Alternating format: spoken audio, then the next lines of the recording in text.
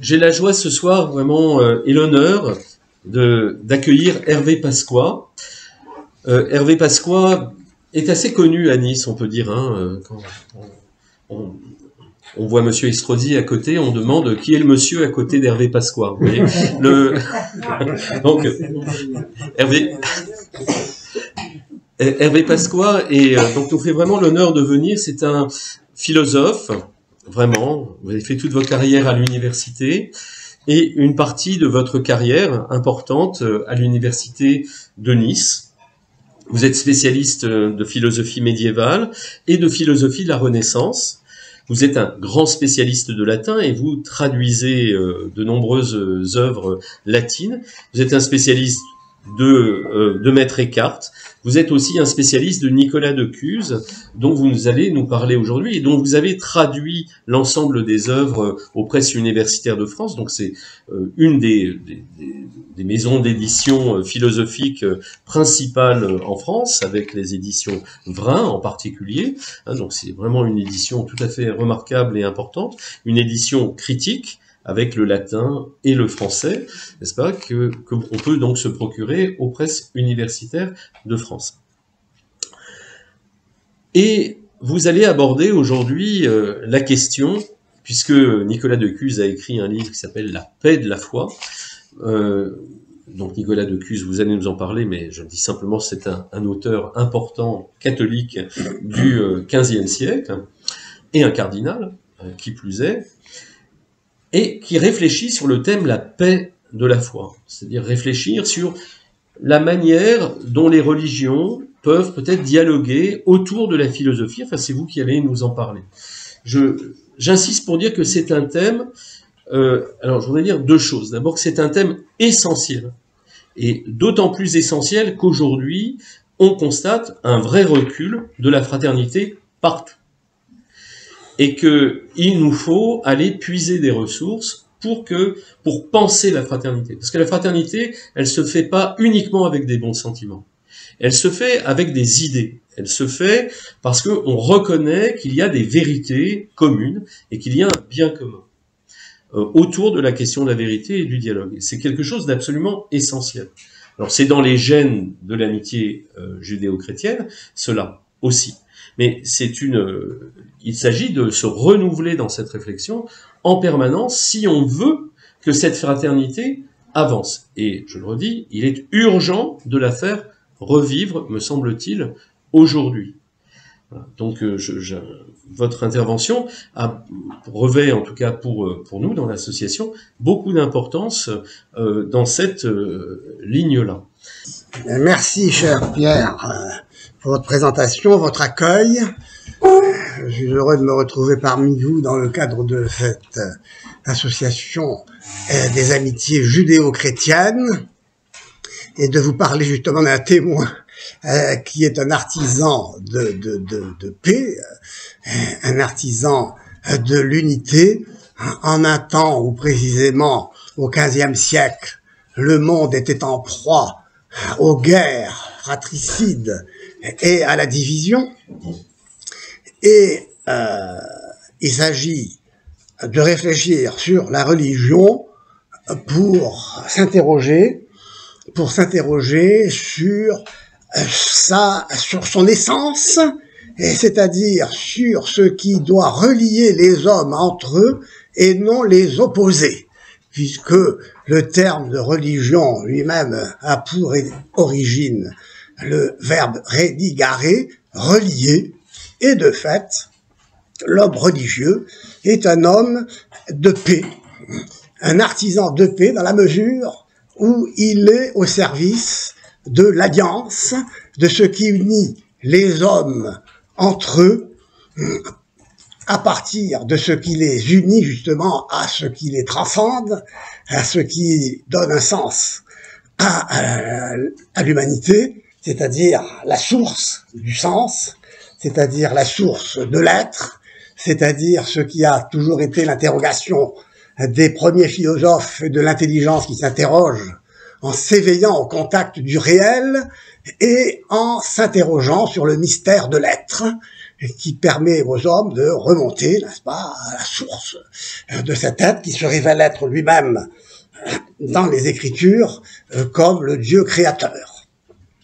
Avant d'aborder et de présenter donc Nicolas de Cuse, philosophe du XVe siècle, je voudrais réfléchir un instant sur la manière dont il faut appréhender la religion, l'histoire des religions, et exclure le point de vue réducteur, exclusivement descriptif et socio-politique, pour ne parler de la religion comme il faudrait, à vrai dire, en parler, c'est-à-dire religieusement.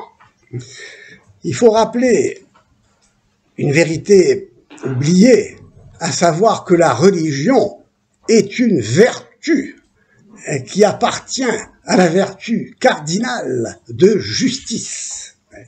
La justice consiste à rendre à chacun son dû en vue d'assurer, de rétablir, d'affirmer, de confirmer, de pratiquer une égalité entre les hommes qui sont des semblables, et qui, parce qu'ils sont semblables, doivent se traiter comme des égaux en vertu de ce qui les définit comme des êtres humains, c'est-à-dire en vertu finalement d'une nature humaine que tous partagent. Je souligne cet aspect parce que précisément c'est ce qui, de nos jours, est remis profondément en question. Aujourd'hui, ce qui est remis en question, c'est l'existence d'une nature humaine. Il n'y a plus de nature humaine, comme disait Albert Camus, l'homme est devenu une aventure, un projet, une invention. Et ce rejet de la nature humaine qui définit l'homme comme un animal rationnel, un zoon, ekon logon, c'est-à-dire un vivant doté de l'intelligence, de la raison, de cette raison qui doit faire l'unanimité entre les hommes, car c'est grâce à la raison que l'on peut échanger, se mettre d'accord, et même être d'accord pour ne pas être d'accord, sans avoir à rentrer nécessairement en conflit. Pourquoi? Parce que ce qui fait la vertu de l'homme, c'est d'être ce qu'il est, de vivre conformément à ce qu'il est. Le grand danger pour l'homme, le plus grand risque que court l'homme, c'est de cesser d'être humain. De cesser d'être humain. La vertu de justice qui, dans le cadre de laquelle s'inscrit la religion. La religion est vertu de justice. Pourquoi?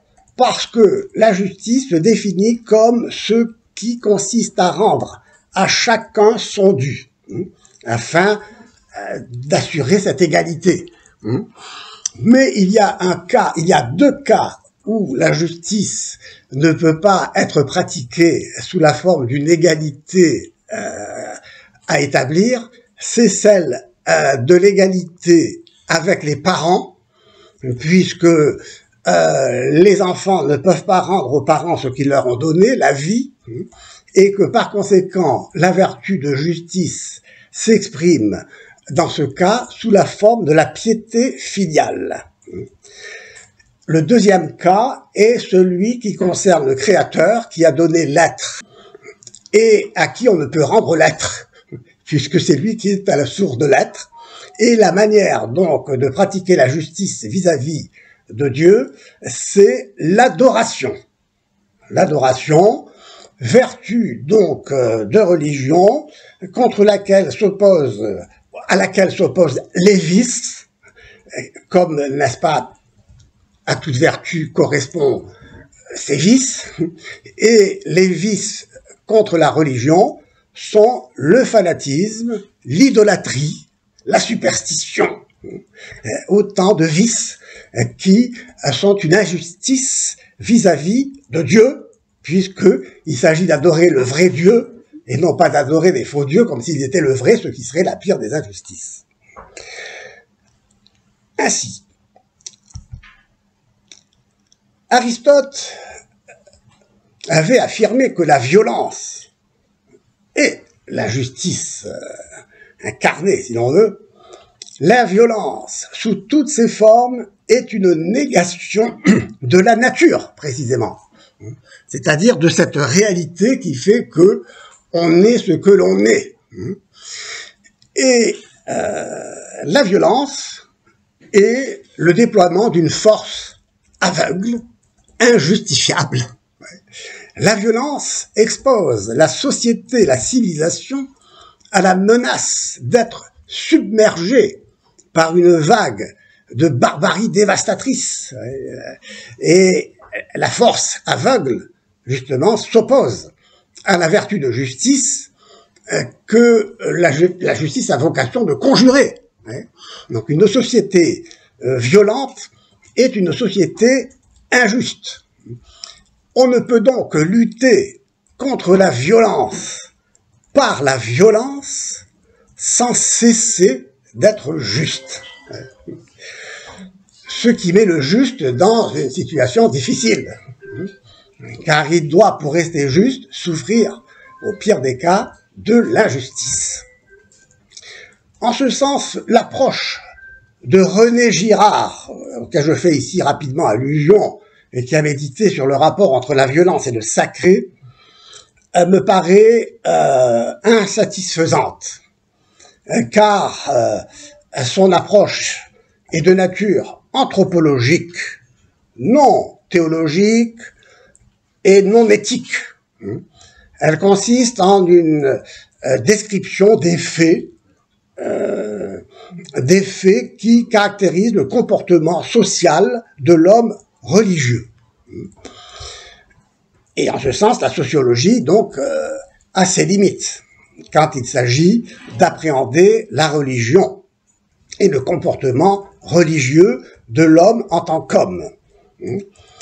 Un homme, pour René Girard, la violence est elle-même le remède à la violence. Vous savez, je ne vais pas ici développer sa pensée, mais enfin, vous savez, sa doctrine du bouc émissaire, il faut une victime, et donc cette victime, justement, cette victime s'est exercée une violence pour exorciser la violence. Et donc il développe toute une doctrine, encore une fois, qui répond à une discipline qu'est l'anthropologie, c'est-à-dire une discipline qui n'est pas du tout, qui est tout à fait différente de la théologie et de la philosophie. Et il développe donc sa conception à partir de la définition de l'homme comme étant un homme de désir. Le désir est en quelque sorte une force, une violence incontrôlable qui fait que l'homme de désir se définit par ce qu'il veut, et ce qu'il veut, c'est, nous dit Girard, c'est la même chose que ce que les autres veulent, c'est-à-dire un bien impartageable, d'où le conflit, d'où la rivalité, comme il dit, mimétique, puisque je désire comme l'autre ce que l'autre désire, et comme je désire la même chose que lui, et que cette même chose est impartageable, eh bien, le conflit, la rivalité sont inévitables. Mais avec le désir, nous sommes dans l'ordre de l'avoir, non de l'être. Le désir consiste à chercher à posséder. Nous sommes dans le domaine de l'avoir. Nous ne sommes pas dans le domaine de l'être. Or, le juste, lui, la justice relève de l'être. Il s'agit d'être juste et de se comporter comme tel. J'agis de manière juste parce que je suis juste. Il ne s'agit pas de décider d'agir justement, car si je ne suis pas juste, j'ai beau vouloir agir de manière juste, je ne ferai qu'imiter la justice. et je ferai une caricature de la justice. Donc il s'agit d'être juste, et c'est bien ce que la vertu caractérise, ce qui caractérise la vertu. L'homme vertueux est l'homme qui peut vivre, qui peut être humain et se comporter humainement. Ouais.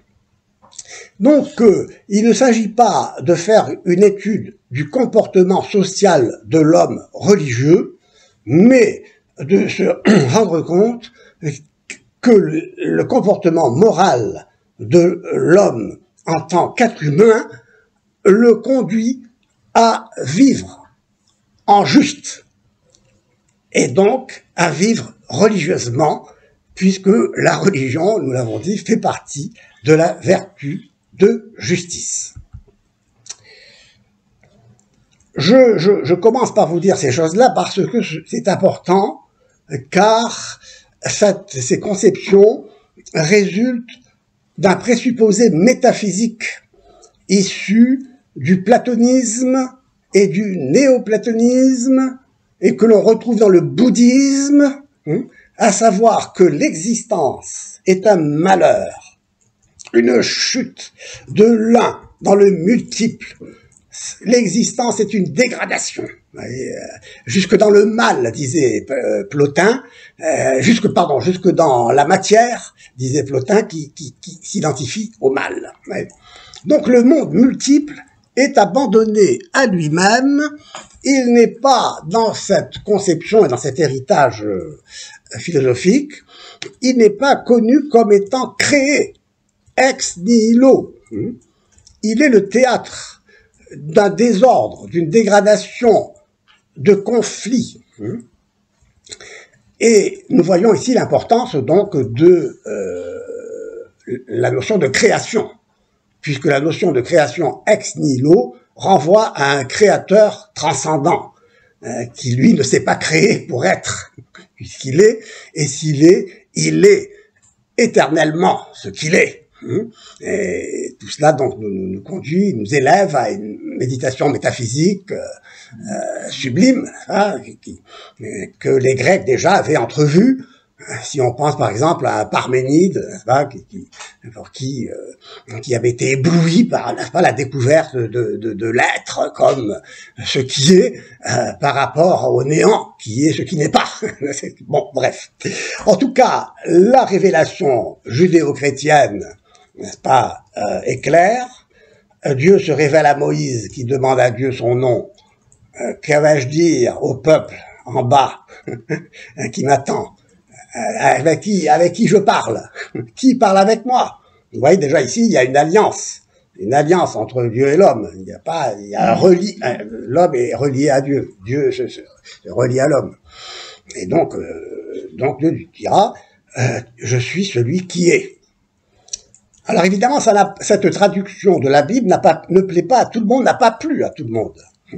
Parce que renvoyer à l'être en tant qu'être est contrariant pour ceux qui aimeraient expliquer le monde comme les bouddhistes et comme les néoplatoniciens ou les platoniciens, pour qui le monde est une sorte de dégradation de l'un dans le multiple, n'est-ce pas, et une émanation, ou une totalité qui s'affaisse sur elle-même, si vous voulez. Bon, enfin bref, un monde qui ne renvoie pas à autre chose que le monde. Bien, j'insiste sur cet aspect des choses, pour bien montrer que la religion n'est pas la violence surmontée. Elle est ce qui relie les hommes entre eux, en les reliant à la transcendance. Et c'est pourquoi elle est source de paix. Se réclamer de la religion, par conséquent, en recourant à la force, c'est se mettre en contradiction avec la vertu de justice et corrompre du même coup l'essence du religieux. L'homme moralement juste ne peut recourir à la force sans tomber dans la contradiction, c'est-à-dire sans cesser d'être juste. On ne peut faire triompher la justice en mettant un terme à la violence par la violence. Le juste est donc condamné, s'il veut rester juste, à souffrir de l'injustice. La justice, comme disait Sophocle, cette fugitive du camp des vainqueurs. Parce qu'évidemment, celui qui a triomphé par la force, n'est-ce pas, aura du mal à pratiquer la justice. Ce préambule pour nous introduire à ce philosophe Nicolas de Cuse, auteur de La paix de la foi, ce petit livre ici que Pierre a signalé, philosophe du XVe siècle, né en 1401, mort en 1464, c'est un Allemand, il est né à Cuse, un village à côté, non loin de Trèves, sur la Moselle, et il vit dans ce XVe siècle, qui est une période de trouble, en proie à la division. Nous voyons, dit-il, le monde entier disposé à la guerre. En effet, Venise est en lutte contre Milan, les Orsini contre les Colonna, Jeanne d'Arc est brûlée à Rouen, les Ottomans surtout menacent aux portes de l'Occident et finiront par l'emporter en faisant tomber Constantinople. Donc dans ce contexte, le Cusin ne cesse de lutter en faveur, en défense de l'unité, et proclame à ses compatriotes que la vérité se reconnaît à ses fruits, et que parmi ces fruits se trouve la paix, et que la rechercher apporte donc l'ordre et la paix. L'ordre ici donc ne repose pas sur la force. L'ordre est un résultat de la justice comme la paix. Il se voulait artisan de paix, on l'a appelé même ange de la paix, et il a en effet voyagé dans toute l'Europe à la recherche de la réconciliation, de la concorde, de la réforme, des mœurs, de toutes les questions auxquelles le monde était affronté, quoi. Son nom véritable est Crifts ou Krebs, ce qui veut dire écrevisse. Ces armes, donc, sur ces armes, se représente donc une écrevisse. Bon, c'est pas très joli, mais c'est comme ça, quoi. On choisit pas son nom. Donc, il est né en 1401, donc, ce beau village dont je vous ai parlé, parmi les vignobles. Son père était passeur, batelier, donc il vivait sur la rive gauche de la Moselle. Et donc, il vivait un peu du vignoble et du commerce et donc du transport, donc, puisque son père était batelier. Sa maison natale existe toujours, non loin à Cuse même, on peut aller la visiter, non loin de l'hospice Saint-Nicolas qu'il a créé lui-même, qu'il a fondé au service des pauvres et des jeunes aussi, enfin bref, je passe là-dessus, et je conserve son cœur. Oui, conserver son cœur, et on y trouve une grande partie de sa bibliothèque et de nombreux souvenirs. Enfin, je vous dis ça parce que si jamais vous avez l'occasion d'aller vous promener du côté de Bernkastel, ça vaut la peine. Et il y a toute sa bibliothèque, une bibliothèque que Pic de la Mirandole voulait lui piquer, si j'ose dire, puisque et il avait vraiment, il connaissait tout, il a tout lu, il connaissait les auteurs, un grand savant. Et son tombeau se trouve à Rome, dans l'église de Saint-Pierre-aux-Liens, non loin du Moïse de Michel-Ange.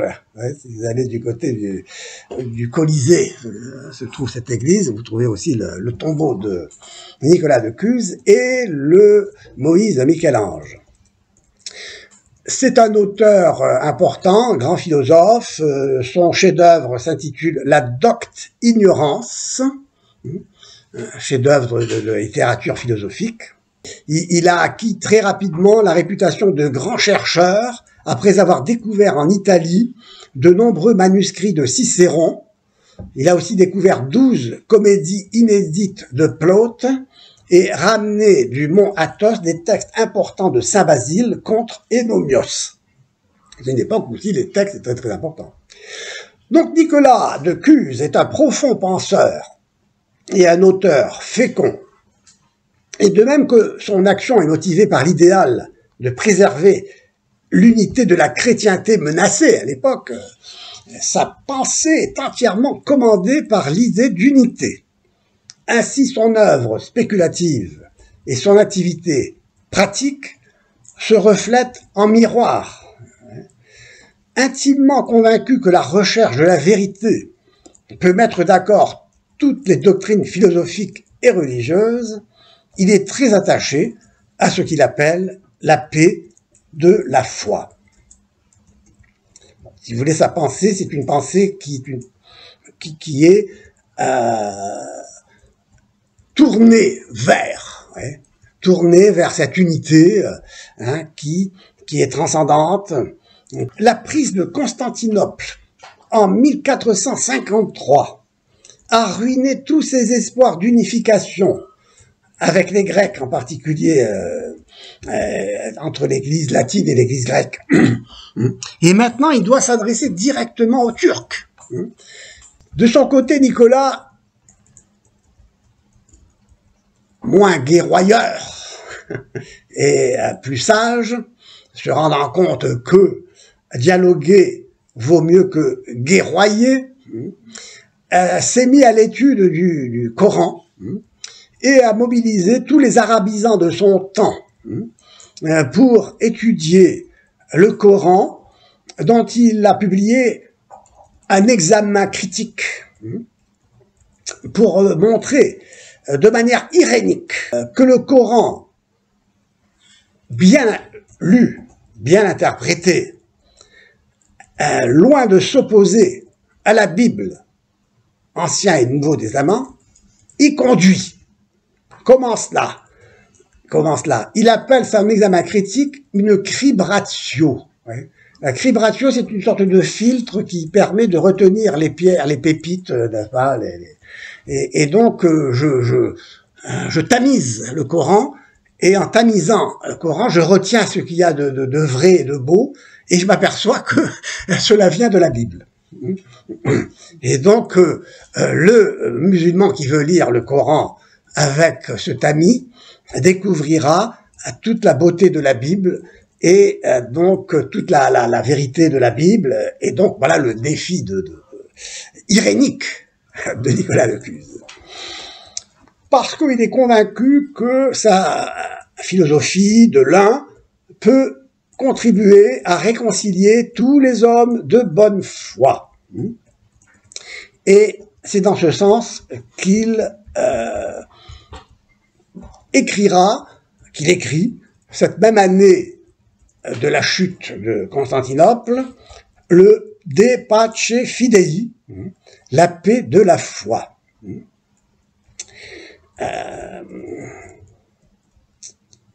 Nicolas écrit ce dialogue sous l'emprise de l'impression douloureuse laissée par les événements récents qu'il décrit de cette façon dans une longue phrase que je vais vous lire afin d'avoir un contact aussi direct avec l'auteur, c'est toujours intéressant. La nouvelle des actes atroces commis, écrit-il, il y a peu par le roi des Turcs à Constantinople, rempli de zèle divin un homme, visiteur autrefois de ces lieux, qui se mit à prier en gémissant le Créateur de toutes choses, afin qu'il daignât, dans sa bonté, atténuer la terrible cruauté de la persécution qui sévit de nos jours, plus que jamais, à cause de la diversité des rites religieux. Il arriva que, après quelques jours, grâce peut-être à une méditation prolongée et ininterrompue, cet homme zélé eut une vision qui lui fit comprendre que parmi le petit nombre de connaisseurs expérimentés de toutes les diversités que l'on observe dans les religions à travers le monde, un accord pourrait facilement se trouver à l'aide d'un moyen approprié et conforme à la vérité en vue d'établir une paix perpétuelle en religion. Tout cela en une seule phrase. Vous comprendrez la douleur du traducteur. Donc l'idée mise en avant par le cardinal dans ce dialogue est que la diversité des rites religieux, loin de diviser les peuples, doit les unir. Cette idée est un défi. Un moyen approprié, dit-il, conforme à la vérité, doit permettre de trouver un accord. Or, ce qui est conforme à la vérité est que toutes les pratiques de piété renvoient à l'essence de la religion qui est de relier, de religare, de relier l'homme à l'homme en le reliant au Dieu unique qu'ils doivent adorer par-dessus tout. Donc c'est ici l'objectif, à savoir trouver un moyen conforme à la vérité. Comment trouver, quel est ce moyen? Il consiste à réunir des connaisseurs pour réfléchir sérieusement sur le sujet. Et donc, il s'agit d'étudier, non de guerroyer, de dialoguer, de réfléchir.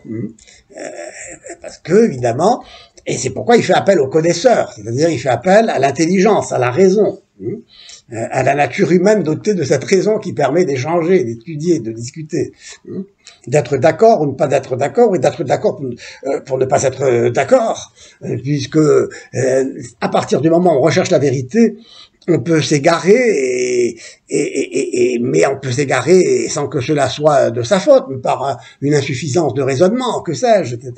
Donc tout cela ne doit pas être engendrer le conflit et la haine et le rejet, mais la compréhension.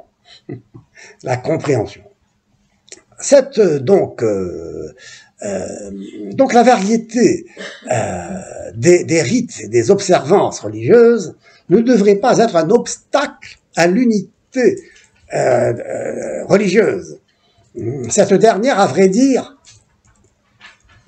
doit être mise au service de la paix, de la foi. Toute multiplicité, en effet, vient de l'unité qui la précède nécessairement. L'unité, il n'y a pas de multiplicité, même sans unité, parce qu'on part d'un ordre, il faut bien que il y ait une unité. Sans l'unité, la multiplicité serait un chaos incompréhensible. Bon, tout ça, c'est une idée très profonde, mais importante. Dans un siècle déchiré par les guerres politiques, le cardinal de Cuse condamne l'utilisation de la religion par les factieux de tous bords. Il rejette avec force l'usage politique du fait religieux, comme il repousse la tentation totalitaire d'une unité qui s'affirmerait en niant justement les différences.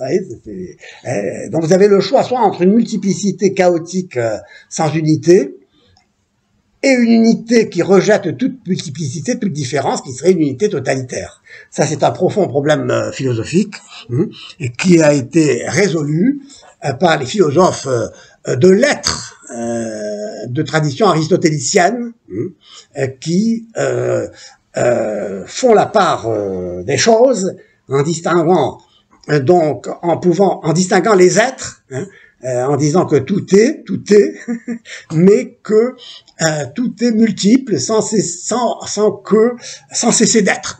Bon, alors que bon, tout ça, je vais pas vous ennuyer avec tout ça, mais disons le problème de la multiplicité, c'est que c'est vrai que si tout se divise, l'unité disparaît, quoi. L'unité disparaît. Alors qu'il s'agit d'affirmer, d'assurer la multiplicité des êtres qui ne cessent pas d'être en étant multiples. Bon, tout ça, c'est un problème qui qui suppose des années d'études, et donc je vous renvoie à la bibliographie que je vous transmettrai. Alors, donc il dénonce un pouvoir temporel qui sombrerait dans la mystique en se donnant une mission spirituelle. Ça nous rappelle le mot de Peggy, ça. La politique qui s'achève en mystique. C'est dangereux. Donc face à la menace imminente d'une invasion islamique de l'Europe, le recours aux armes semblait être le seul remède auquel il fallait se résigner, même à contre-cœur. Oui, on est dans l'actualité, là. Oui, c'était apporter une solution temporelle à une question spirituelle. Le cardinal ne l'accepte pas. Renoncer à la violence des armes en recourant au dialogue, à l'étude, tel est son dessein. Ainsi, dans la paix de la foi, il va défendre une conception de la paix fondée non sur la politique, mais sur le dialogue religieux. Dans ce but, il imagine le Verbe divin, l'intelligence divine, donc il recourt à l'intelligence, et non à la force. Il recourt au Verbe divin, réunissant autour de lui les sages de la terre, en vue de déplorer avec eux ces guerres de religion, qui ne sont que des guerres politiques déguisées, et établir les conditions d'un accord entre toutes les religions. Nicolas fait donc appel au Verbe, parce qu'il croit fermement que seul le Verbe, qui est la vérité, peut apporter la paix, et il lui donne la présidence de ce concile, si vous voulez, cette assemblée, quoi. L'idée cuséenne d'une paix de la foi fondée sur l'unité des religions n'est pas sans précédent. Raymond Lulle, mort en 1316, donc un siècle préalable, 14e, lui a servi de modèle et a exercé une grande influence sur sa pensée. Le penseur mallorquin, dans son Liber de Gentili et Tribus Sapientibus, donc le livre des gentils et des trois sages, a également fait dialoguer les représentants des différentes religions, où chaque protagoniste expose les aspects fondamentaux de sa foi, ainsi que les difficultés et les principales objections soulevées par les autres religions. Et donc les conditions sont réunies pour un dialogue. Son but était de confirmer les ressemblances et de résoudre les points conflictuels. D'autres écrits du même genre ont fleuri à la fin du Moyen-Âge. Tous ces écrits adoptent le dialogue comme genre littéraire, inspiré de Cicéron, 43 avant Jésus-Christ, qui dans son De Natura Deorum, de la nature des dieux, fait converser les représentants des grandes écoles philosophiques contemporaines, c'est-à-dire les platoniciens, les stoïciens et les sceptiques. Il les fait réfléchir sur l'existence et la nature des dieux, ainsi que leurs interventions dans les affaires humaines. Les éditeurs de la paix de la foi, ce sont donc des savants qui ont rassemblé les textes, les manuscrits des œuvres de Nicolas dans une édition, l'édition de Heidelberg, qui est une édition scientifique magnifique, où tous les textes sont rassemblés avec tous les commentaires, toutes les références, etc. Enfin, c'est magnifique. En tout cas, ces deux éditeurs notent dans leur préface à la paix de la foi l'influence également décisive d'un texte de saint Augustin qui affirme que les philosophes les plus proches de la foi sont ceux qui ont reconnu le vrai Dieu comme étant l'auteur de toutes choses.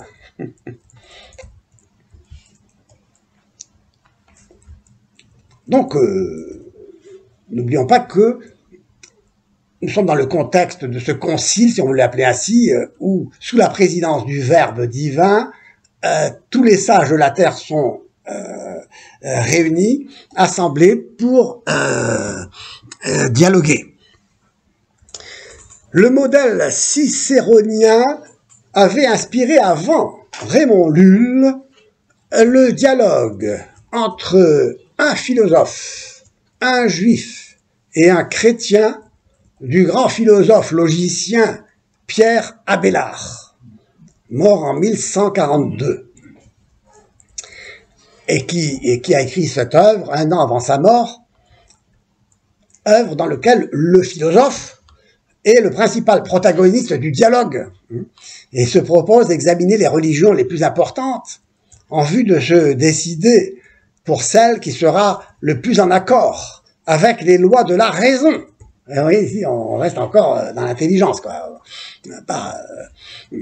Donc, de même, Roger Bacon, mort en 1292, un siècle plus tard après, disons, Abélard, s'occupe de la diversité des religions avec la ferme résolution d'obtenir une unité religieuse fondée sur l'unique sagesse qui, venant de Dieu, se trouve dans la Sainte Écriture et a comme fin l'obtention de la vie éternelle. Dans la même période, 13e siècle, saint Thomas d'Aquin, mort en 1274 et dont nous célébrons en ce moment l'anniversaire de la mort, l'anniversaire de la naissance et l'anniversaire de sa canonisation, dans l'ordre, dans les ordres, c'est la canonisation, mort et naissance. Bon, bref. Donc, Thomas d'Aquin affronte aussi le problème de la diversité des religions dans sa grande somme contre les gentils, dans laquelle il épluche toutes les hérésies, quoi. Et alors, et aussi dans un bref opuscule sur les raisons de la foi, où il analyse les critiques des Sarrasins, comme on disait, des Grecs et des Arméniens sur des points essentiels de la foi chrétienne, dans son cas. Dans ce deuxième écrit, l'Aquinat explique brièvement que la résolution qui doit guider le chrétien dans ses débats avec ceux qui ne partagent pas sa foi ne doit pas être de prouver la foi, mais de la défendre de manière à rendre raisonnablement manifeste, je cite, que ce que la foi chrétienne confesse n'est pas faux. Saint Thomas d'Aquin affirme que l'acte de croire relève de la volonté, c'est-à-dire finalement de la liberté.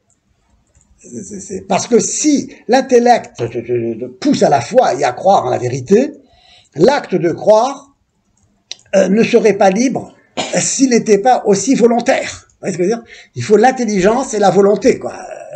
C'est intéressant, parce que l'intelligence, évidemment, 2 plus 2, ça fait 4, quoi. Donc évidemment, saint Thomas d'Aquin est connu pour ses fameuses preuves de l'existence de Dieu. Bon, alors après, si je veux y adhérer, j'y adhère. Si je veux pas, j'y adhère pas, quoi. C'est-à-dire l'intelligence me laisse libre. J'ai le droit à l'erreur aussi, comme on dit aujourd'hui. Bon, enfin bon, c'est peut-être une autre question. Vous voyez, c'est très important de souligner cette liberté dans la foi. Vous voyez, la liberté dans la foi, à condition, évidemment, aussi, de ne pas se tromper. Donc, l'auteur de la Somme contre les gentils, Thomas d'Aquin, s'appuie sur ce principe pour affirmer que l'on ne doit pas forcer à croire ceux qui n'ont pas la foi et que l'on doit tolérer leur rite.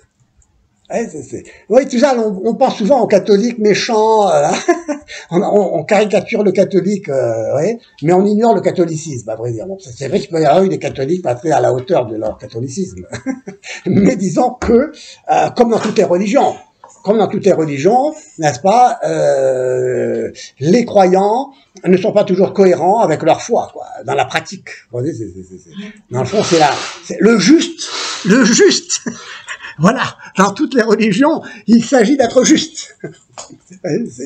Et donc, il ne faut pas, je pense, Michel Onfray, enfin, un grand athée devant l'Éternel, et qui prêche du matin au soir sa non-foi, eh bien, on ne va pas l'obliger de croire, mais lui, cependant, il vous oblige à ne pas croire, quoi. Vous voyez ce que je veux dire? Bon, enfin bref, là je me suis amusé un peu avec lui. C'était un problème profond. C'est un problème profond parce que la recherche de la vérité suppose la vertu. Il faut être juste pour chercher la vérité. Vous voyez? Parce que si on ne cherche pas la vérité, on commence par mentir, quoi. Vous voyez, et mentir, c'est déjà une injustice aussi, vous voyez, etc., etc. Et puis on trompe son monde, quoi, etc., etc. Bon, donc c'était pour dire que ce grand catholique de Thomas d'Aquin, n'est-ce pas, parlait de la liberté et de tolérer les rites, hein, parce que il peut en sortir un bien, hein, et qu'il s'agit d'éviter un mal.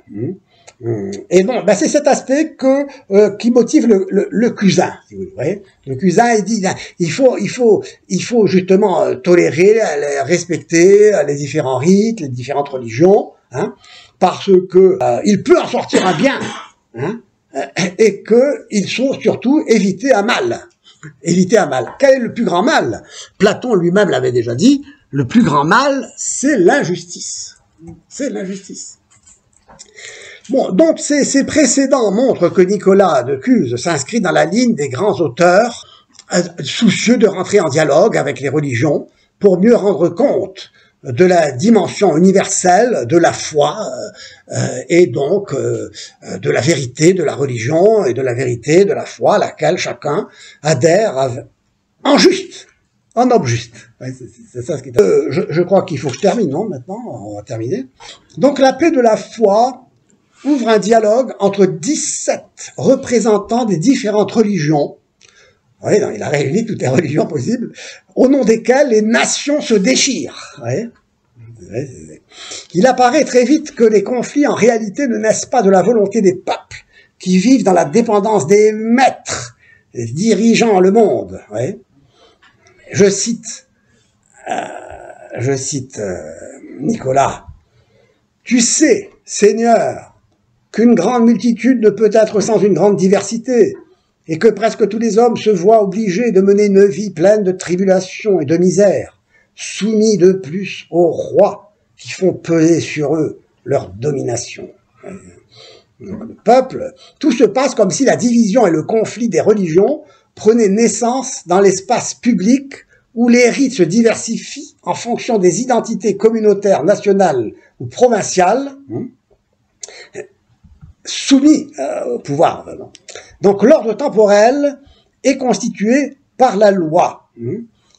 Et ici, si la loi, et ceci je fais une petite parenthèse, si la loi ne repose pas sur la loi naturelle, sur la nature, la loi est positive, elle est posée, et donc imposée.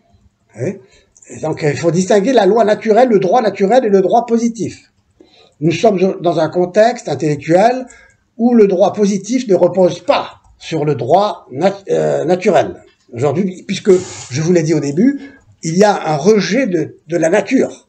Il n'y a plus de nature humaine, il n'y a plus d'universalité, il n'y a plus d'être constant, permanent, enfin, il n'y a plus un socle, vous voyez, un socle solide.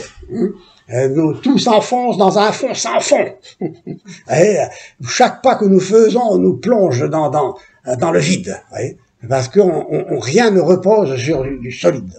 Et donc la loi s'impose. La loi s'impose en étant posée parce qu'elle ne repose pas sur le socle de la nature humaine qui a en elle-même le sens de la justice, précisément, justement. Nous savons ce qu'est être juste et ne pas être juste. Bon, enfin là je ferme ma parenthèse. En réalité, les religions différentes s'unissent quand elles servent le Dieu un, unique. Elles s'opposent quand elles sont asservies à la multiplicité des pouvoirs terrestres visant chacun son intérêt. Il en découle que la défense apologétique de la foi doit être une source de paix, puisqu'elle va dans le sens qui unit, puisqu'elles échappent à ce qui divise, c'est-à-dire au pouvoir politique, n'est-ce pas, qui chacun, n'est-ce pas, tire, si on veut, la veste à soi, alors que les religions, toutes les religions et tous les hommes religieux sont tournés vers Dieu, cherchent Dieu. Tout homme cherche Dieu. Il la cherche comment? En cherchant le bonheur. Et c'est ce qui faisait dire à Pascal, tous les hommes veulent être heureux, même ceux qui vont se pendre. Et il y a donc dans la nature humaine, une intentionnalité qui fait d'ailleurs, et qui a été aujourd'hui, vous savez, aujourd'hui c'est ce qui est en question. Aujourd'hui, c'est ce qui est en question. C'est pourquoi le bouddhisme que j'ai cité tout à l'heure, qui affirme le malheur de l'homme, le malheur de l'existence. En réalité, donc, les religions différentes s'unissent quand elles servent Dieu et finalement quand elles servent l'homme, puisque elles vont dans le sens de ce qui anime la recherche de l'homme, du bonheur. Le gémissement dont nous parlait tout à l'heure Nicolas exprime la nécessité de dégager la vérité commune à toutes les religions, à savoir l'adoration d'un seul créateur pour tous, à le libérer du joug des politiques asservissantes. Pourquoi donc, comme je vous le disais, donc c'est le mauvais usage de la religion, l'usage politique de la religion qui met la religion au service de la guerre, quoi. Mais la religion en elle-même n'est pas, elle est pacifique. L'homme religieux, l'homme juste, est un homme pacifique.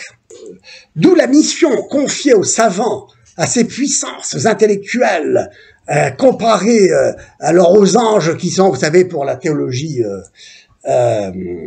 juive d'ailleurs aussi, musulmane et chrétienne, les anges sont des intelligences pures. Les intelligences pures, donc ces puissances intellectuelles, qui vont enseigner la vérité aux diverses nations auxquelles ils appartiennent en vue de la paix. Ceux qui tendent à soustraire les lois des hommes à la loi du Créateur s'y opposeront. Ils veulent être les tenants-lieux de Dieu, au lieu d'être les lieutenants, et plongent dans ce monde multiple et mouvant, source de division. Et ici, la plainte de Nicolas, toi qui es le Dieu caché, ils ne veulent pas te chercher. Et c'est ainsi qu'ils règnent en maîtres par la division, érigeant leur point de vue particulier en vérité universelle et exclusive. Le totalitarisme des politiques du XXe siècle nous a montré cela. Donc la paix de la foi repose peut-être entièrement sur cette démonstration de l'opposition entre une vérité universelle et une vérité particulière, revendiquée comme si elle était universelle, cette vérité particulière. C'est de là que viennent les conflits, nous dit Massé. Et il faut absolument que je termine, malheureusement je dois vous laisser... Je vous ai déjà dit suffisamment de choses, n'est-ce pas, pour susciter peut-être des questions, des contestations. Et peut-être que je vais terminer, j'avais trouvé une phrase de Maurice de Candiac, qui a très bien résumé l'esprit de l'œuvre de Nicolas de Cuse. Voilà ceci. Il nous semble, écrit Maurice de Candiac, que les images anticipatrices du Cusin restent un peu plus que des curiosités historiques, et qu'en face des problèmes auxquels nous sommes aujourd'hui affrontés, elles peuvent encore nous inciter à une œuvre efficace dans le sens de l'unité et de la concorde, non seulement par leur aspect idéal et comme règle d'action, mais davantage sans doute par leur intime liaison avec certaines exigences fondamentales du cœur et de la raison. Je crois que je peux arrêter ici mon exposé sur ces paroles de sagesse de notre ami Maurice de Candiac, que j'ai eu l'honneur de connaître à Louvain-la-Neuve. Je vous remercie de votre attention.